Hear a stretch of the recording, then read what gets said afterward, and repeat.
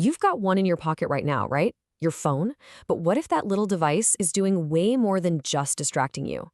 What if it's actually changing the physical structure of your brain?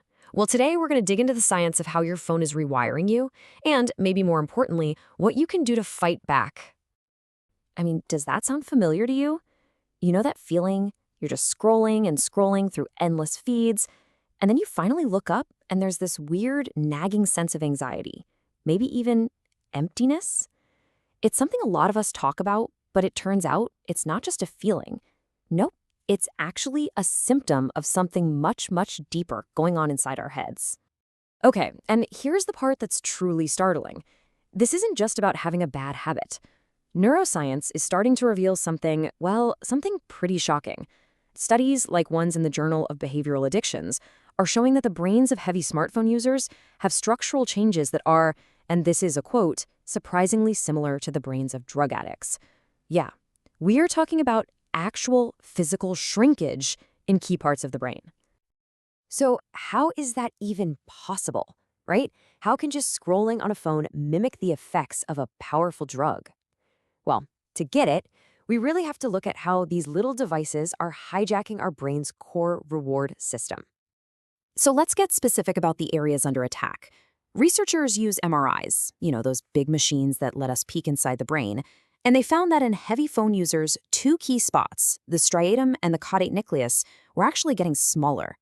And listen, these aren't just random bits of brain matter. They're basically the command centers for dopamine. That's the chemical that handles reward and motivation. Huge deal. And this is what that actually looks like in the real world. I mean, what does it feel like when these crucial brain regions start to shrink? Well, the consequences are pretty profound. Your ability to focus just tanks. Your control over your impulses gets weaker. And maybe the saddest part of all, your brain becomes less responsive to the simple, natural joys of everyday life. A beautiful sunset, a great conversation. They just don't hit the same way anymore. Now, the mechanism behind this loss of joy, it actually has a name, and it's the key to understanding this whole process.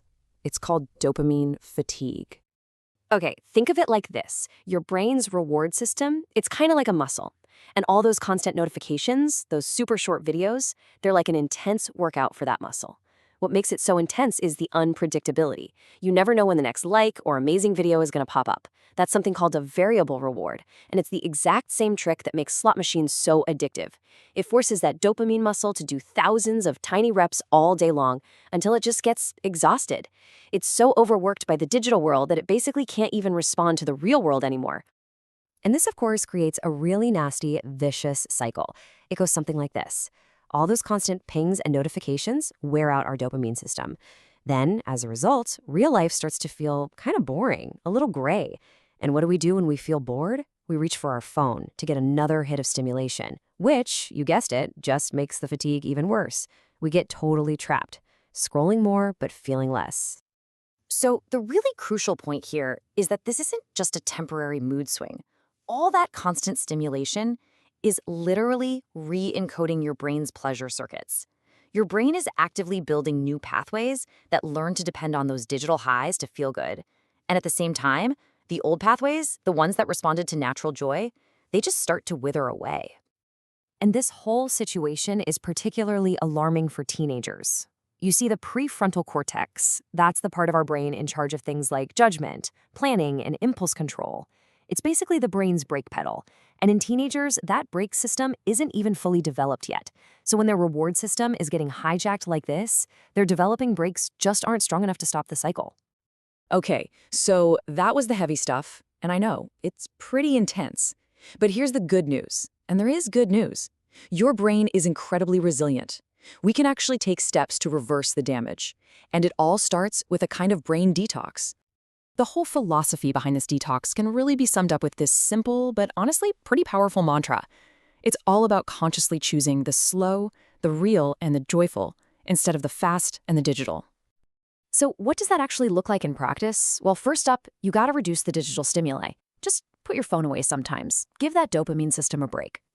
Second, work on rebuilding your self-control.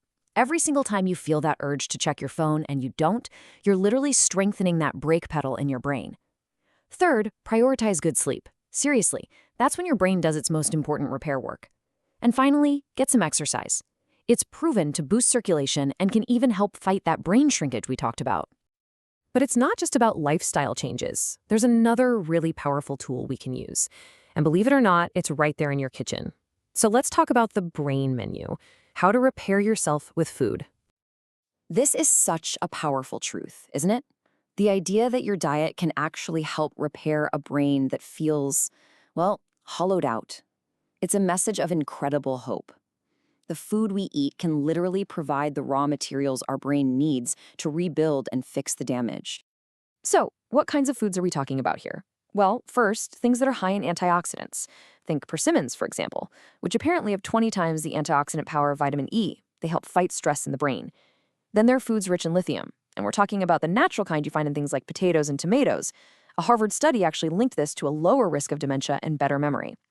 And finally, there's this really interesting, simple principle. Eat warmer.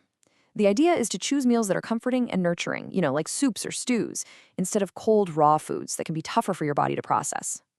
Okay, so we've looked at the problem, how our phones can literally change our brains.